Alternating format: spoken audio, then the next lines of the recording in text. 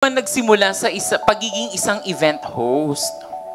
Okay. So, nag-start ako actually sa pagiging event host nung way back, I think 2021. That was 2021. And talagang nag-start ako in a way na sa mga celebration lang ng family hanggang sa naging gusto ko yung fashion na yun, yung pagsasalita sa maraming tao and yung pakikipagsalamuha sa napakaraming tao. And hindi ko rin nila-expect actually na kaya kong humarap sa napakaraming tao. But I think that was started nung ako ay naging social media influencer and vlogger nung pandemic time kasi nasa bahay lang tayo. Oh, so mas na-develop pa yung skills mo sa pagsasalita. Yes, kasi syempre nung pandemic time, ang kaharap ko lang is camera. Tapos parang feeling ko may mga nanonood. So kinakausap ko sila hanggang sa dumating sa point na dumating na sa point na gusto ko na rin yung tao talaga na nakaharap ko na gano'n. Oo, yung parang face to face. Yes.